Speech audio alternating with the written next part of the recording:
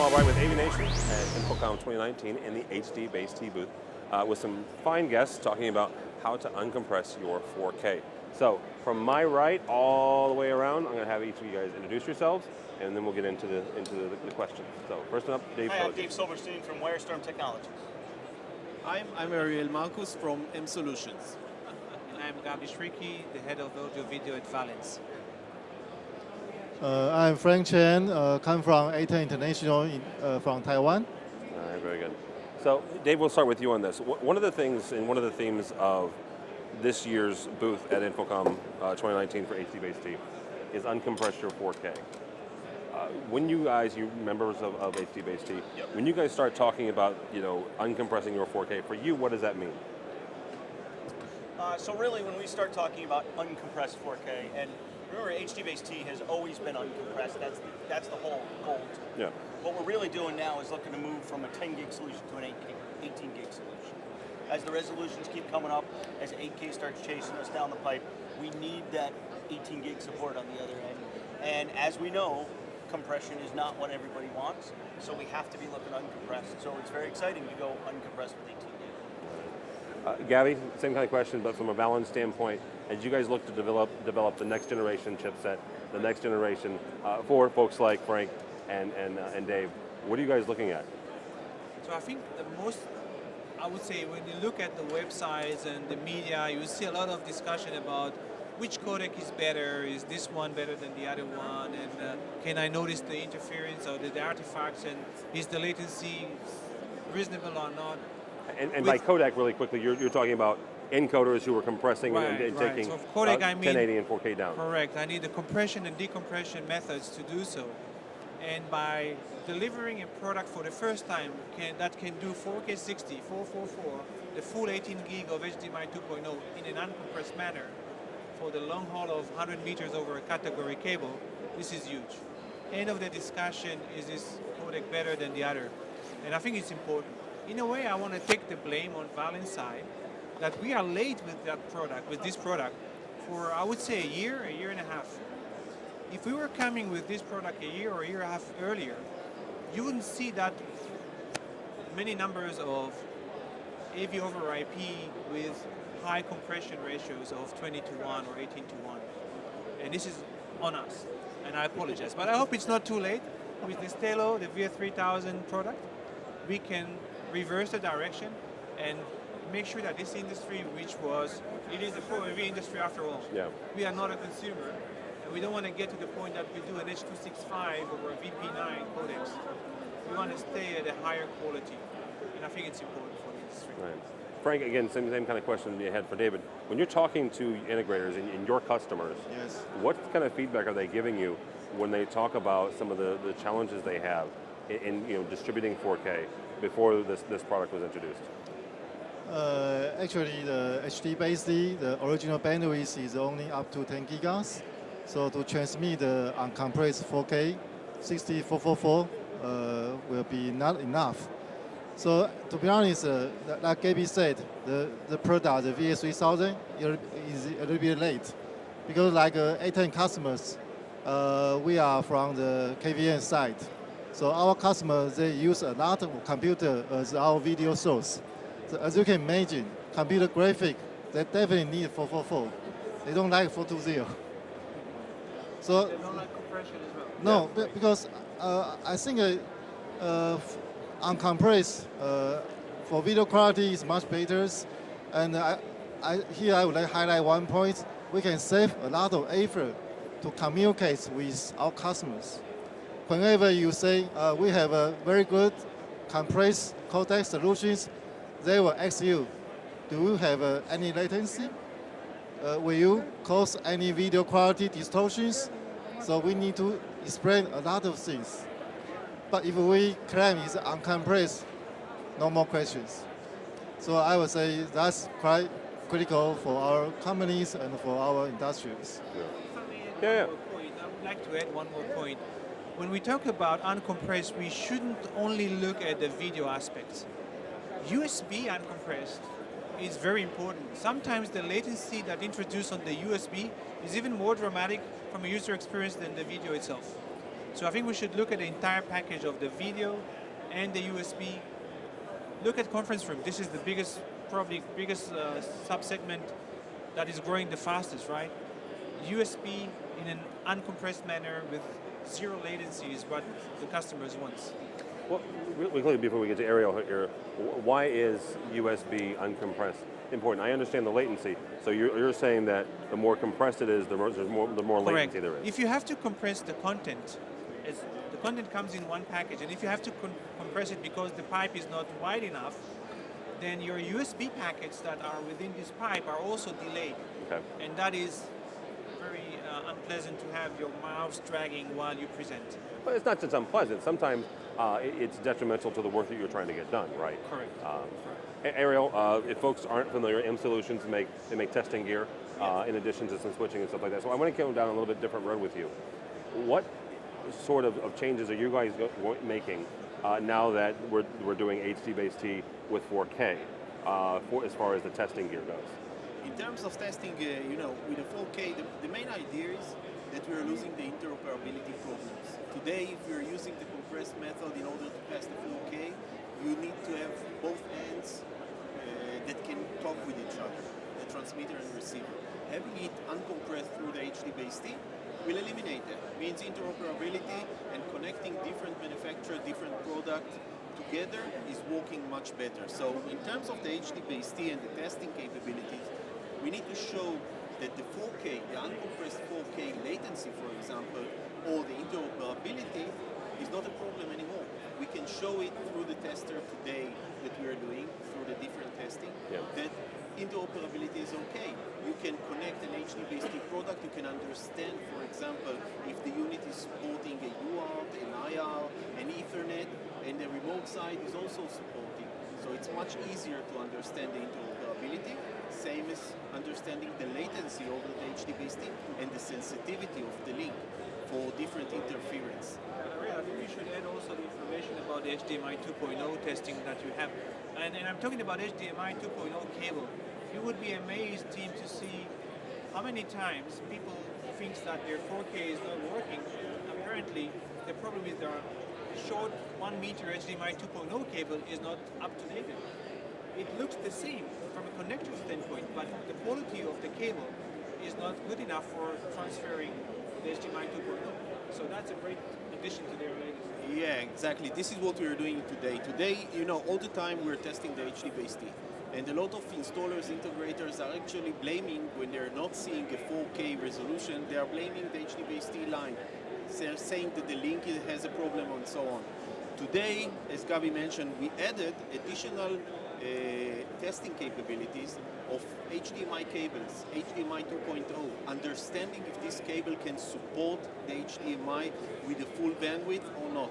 And this is the latest add-on that we put on those testers for the HDBaseT. Talk for a second, David, we'll bring you on this. Talk for a second about the importance of making sure that the entire line is the most up-to-date when it comes to HDMI. Today we're talking about HDMI 2.0. Not to be silly, but in a short amount of time, we'll be talking about HDMI 2.5 or 3.0. So talk about the importance of making sure that the entire chain is kept up to date and how HDBaseT does that. HDMI 2.1. Yeah. So what we're talking about, we're actually talking about HDMI 2.0 right now. 2.1 is on its way. 2.2 is already out there. 2.3 has been ratified. I mean, it's stacked up. We know where it is. As a manufacturer, we certainly have to be looking at 2.3 and know that it's coming so that we can have it in the product when it gets certified. Now there's a process, just because somebody announced 2.3 is a standard or is going to be written as a standard is usually when they announce it. Doesn't mean it's in a product. Yeah. It takes about a year to get it all written out. Then once it's written out, it takes 6 months to a year to get his testing standard written so he can even build a piece of equipment to actually test something. And I can't build something until I can test it. So it's a long process to get there. We're always looking ahead. So the stuff that we're doing today in 2.0, you absolutely have to make sure that everything's 2.0 because when 2.1 starts showing up, you're going to want to be able to take advantage of that. And everything that's a point of, you should be able to adopt into. So let me make sure I have the calendaring right on this. Yeah. Now, are you saying 2 years It's about 2 years before, after, from the time it's announced? yep, till the Ratified. products come to market. Okay. Right. Yeah. I want to add to that. Let's just talk about HDMI 2.1, which is ratified, published, Yep. and So how supposed- soon should we see that? Okay, that's a great question. You won't be able to see a deployment before two things happens. One, the chipset makers start to make chips that will support it. Okay. Until that point, you could have implementation based on maybe FPGAs. That's hard to do. Right. HDMI 2.0 to 2.1 is just 0.1 difference, but it's a huge amount Okay, of difference. you're being somewhat flip with that because there's a lot that they can put in each .1. There is a great deal of change between 2.0 to 2.1. Let's start with increasing the bandwidth 3 times, at least, Yeah. from 18 to 54. Yeah. Okay, 48. 48. Yeah. Right. This is one. Second, there are so many different features within. Variable refresh rate, and tons of other features that are really going to bring the value of HDMI 2.1 into the game. And before someone makes chips that supports that, it's going to be hard to see deployment of equipment. But that's one part. The second part is the demand for the 8K content. How soon can you get it to drive this demand for more products? Now, I want to emphasize one thing. HDMI 2.1 is not only the 8K, it's not only very high bandwidth. Even 4K 120 444 or 1K, 4K 60, 10 and 12 bits HDR Yep. are already beyond HDMI 2.0. And these rates are covered with HDMI 2.1. So we, and in Valens, we take that into account. We need to start developing the next generation solutions to solve that. Now, if you have a pipe like the Stello family that has an 18 gig equivalent of a pipe, it's easier to go from there to 24 gig by lighter compression. We hate the fact that we will need to do this compression, but it's a necessary evil probably to get to that point. We need to find a way to stay ahead of the curve and minimize the amount of compression needed in order to support that feature of this bandwidth. It's unfortunate that we have to compress a little bit, right, to get into 8K. But so much is made in the let's just call it the marketing of the industry, right? About compression's good, compression's bad. Compression is neither. So when you're talking with the integrators and their clients, you talk about for a second, the real message here about why you guys are able to do light compression or even no compression, and why that's important. When we communicate to our customer system integrators, we will tell them the truth. For example, VS3000 is good to have 18 gigabits per second as a PI, as bandwidth. So it's good to upgrade to HDMI 2.1 because the light compression you can limit it to 2.1 or 3.1. It can be acceptable by most of customers. But if your PI only up to the 10 gigabits per second, you need to have a higher compression ratios. That will cause, like we mentioned earlier, latency. When you use keyboard mouse, when you use high quality videos, when you use computer graphics, you will feel the difference. So I would say light compression, if we talk about HDMI 2.1, is kind of necessary. Okay. Gabby? Yeah, I want to mention one point. I think, and everyone who is in this industry understand, there is no silver bullet technology that will solve everything. Yeah. I can't solve everything with HDMI only. Distance is a problem. I can't solve everything with HDBaseT. I need to move from one building to another. I need IP network. And I can't solve definitely with IP only what the industry needs. So we do need to look at a more, I would say, comprehensive, more holistic view of hybrid networks that combine HDMI, HDBaseT, and IP networks. And the discussion about compression, is it good or bad? I think it's not the right question. It's necessary in certain use cases. And our philosophy is, as far as I can manage uncompressed, I always rather go uncompressed. If I have a short distance, I'll always go HDMI. If I need the extra distance and I can still manage uncompressed, I'll go HDBaseT. If I have no choice and I need to go from one building to another and the only infrastructure available is the IP network and I cannot have a dedicated fiber, then I will go with compression. Now, when you talk about compression, you start to figure, okay, what level of compression? Yeah. That's a bigger question because it depends on what type of a pipe you have and what kind of quality of service you are supposed to deliver with that pipe. And this is where we start to have all these fragmented solutions that are requiring compression over the IP network. I believe, and this is maybe a message to the industry from Valen's side, we are going to tackle the AV over IP requirements. We are going to do that in a very, I would say, disciplined way. We need to standardize it first. And by that, we will be able to gather enough strengths in the ecosystem to create a de facto standard like we did with the HDBaseT. And I don't see this as a 10 gig network. It has to be on a 1 gig network because what we're trying to solve is moving from one building to another building to another building. And a 10 gig network is too expensive for that. So I think that the discussion of is compression good or bad is not the right discussion. It should be when do I have to use compression, what kind of compression I have to use at that time. And can I minimize the number of codecs compression methods to a minimum in order to create some sort of potential interoperability in the future? Because I can go with JPEG 2000 and I can go with an H.264 or 265 in order to do that. Which one? Can I have a signaling method between the products to allow us to later on create some sort of interoperability without getting the customers frustrated? That's the goal. Yeah. David, you're sitting there where you're shaking your head, so. Yeah, especially if we look at 2.1, and 2.1 has so many things built into it. Let's just take 2.1 back to kind of where we sit today. All I want to do is 4K 64 4.4 with Dolby Vision or with HDR on it. It's just above that 18 gig range.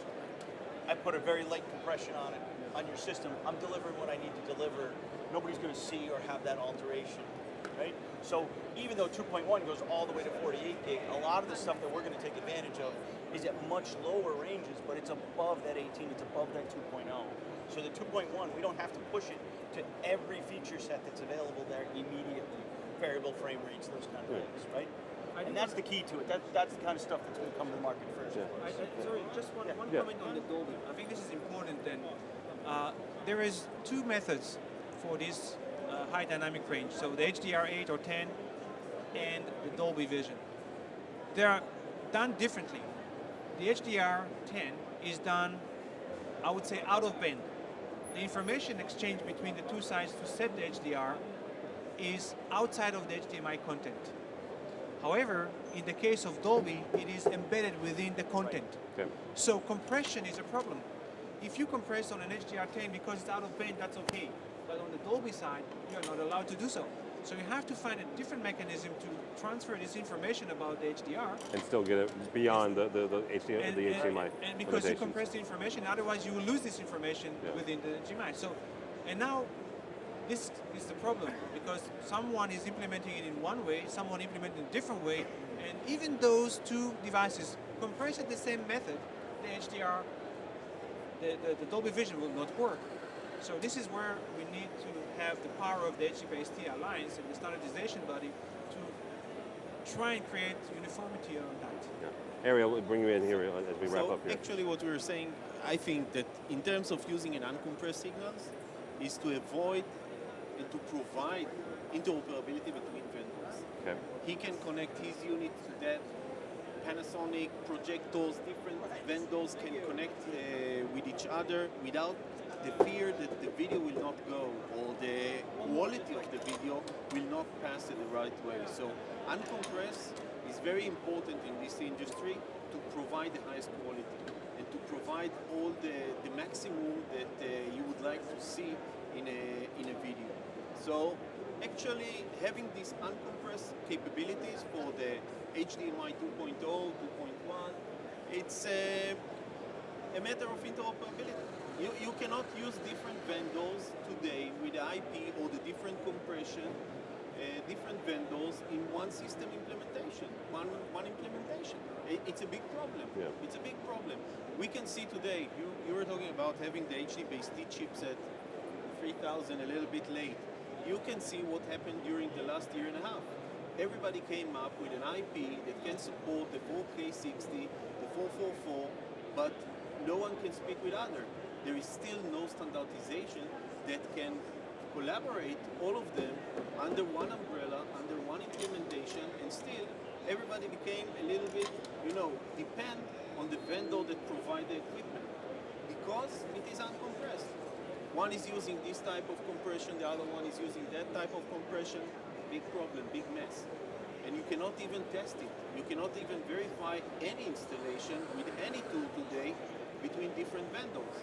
When you're using the HDBaseT, when you're using the uncompressed method today, we can provide something that you can deal with. What you can do with, okay, let's go with the IP. One is using this compression, the other one is using that compression. How you can verify that they will work or something will work, okay? Let's not talk about just video. USB, Ethernet, something that will go over there, it's a big mess. Yes, absolutely. This is what we will avoid. All right, guys. Well, thank you so much for your time. Frank, Chang, how do people get a hold of you or A10? How do people get a hold of A10? Website? Okay. A10 is www.a10.com. All right, very Yes. And I would like to add one point. To have a lot of over IP in the market, that will create a lot of difficulty to communicate with the customers. So we really hope we can have an over IP standard like HDBaseT. That would make our life easier. Yeah. Yeah, because everybody say their own codec is better than others, always. Okay, But truth. Yep. Yeah. Absolutely. Of course, at some point latency is better. Some standard quality is better. Some standard bandwidth is smaller. But I think no standard is perfect. So that's create a lot of difficulty to communication to the market. Yeah, very good. All right, Gabby, how do people get a If hold you're of you? still at the show, come to booth number 921 to see our Valence demonstrations, and if not, go to www.valence.com. All right, Ariel? Okay, you can see us on the HDBaseT Alliance booth here at booth 921, sorry. And also at www.m4sold4.com. David? And for me, it's wirestorm.com. That's wire with a Y. The booth number is 4561. And you can get to me via the old email thing. It's david.silberstein@wirestorm.com. And then, of course, it's Wirestorm Dave on the Twitterverse and the Linkedverse. Yep. All right, very good. Thank you, sir. For me, for Tim Albright, you can go by the website AVNation.tv. That's AVNation.tv. You'll find this, as well as all the other special presentations we're doing here at HDBaseT and coverage of the show InfoComm 2019. All that and more at AVNation.tv. That's AVNation.tv.